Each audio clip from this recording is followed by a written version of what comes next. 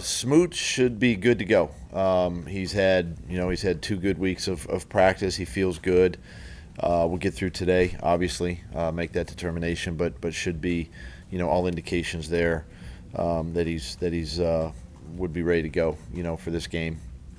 Walker and Zay are a little bit further away. Don't anticipate them, in this game right now. Devin Lloyd's back. Got him back in there, and you'll see a kind of a little bit of a soft cast, on his hand and wrist out there. But he's back in the mix. Who else? That's yeah. Cam's fine. Yeah.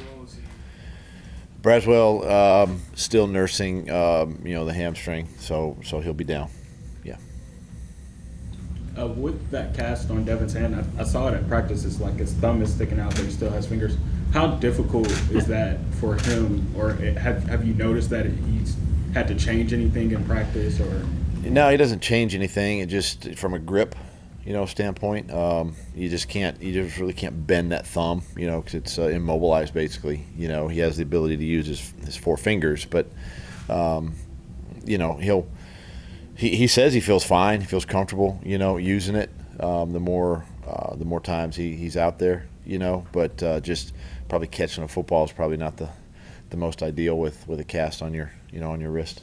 You guys think Hamilton being able to play a game before the bye, or hold until after? I don't know. I mean, the 21 days kind of puts it into the bye week for us, so we just got to see. There's not a lot of practice reps really between, say, now and the bye, because being Friday and then a short week next week, and then you got one more week, Pittsburgh, and then the bye. So we'll see.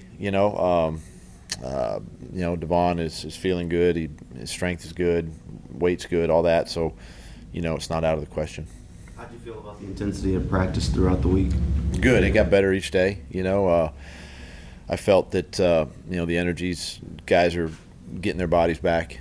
From the 10 days in Europe and in London, and it takes time.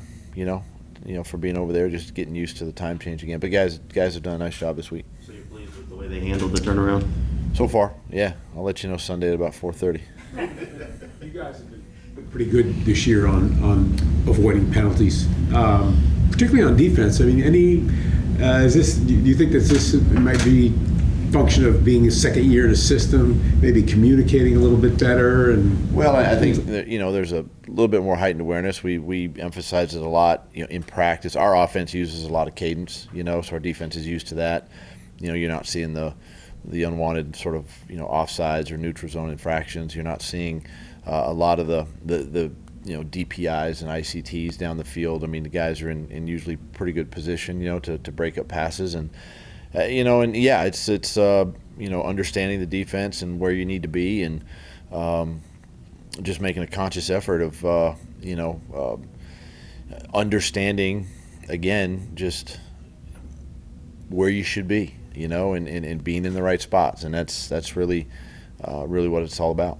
I mean, it's hard to avoid things like a PI, because occasionally somebody's going to get beat, and it's going to happen. Get grabbed, all that. The gap, you've got to be pleased with the gap between the penalties you're drawing on PIs versus you not Calvin having any. Is what, 4, something like 5 maybe, I think, for the season already. I mean, it's just it's incredible. The last time I was around a receiver that drew that many was Torrey Smith with us in Philly, and he just was like a magnet there, and it just – it's one thing Calvin does a nice job of just positioning his body, when he knows that the ball could be underthrown or maybe off target, and he can somehow draw that interference. But you'd love to have the completion, but you'll take that chunk as well.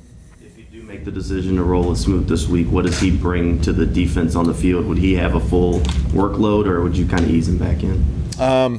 Well, he brings a veteran leadership presence out there. You can play him in base defense, you can play him in nickel, and in some pass rush situations. There's obviously his production comes from being inside, and all of that on third down and stuff. So, I think I don't think you want to necessarily put him on a pitch count, but I think you have to monitor. You don't want to get his rep count too high, but at the same time, you want to just let him get comfortable with the game and see how he is doing, throughout the course of the 3 hours or so that you're out there.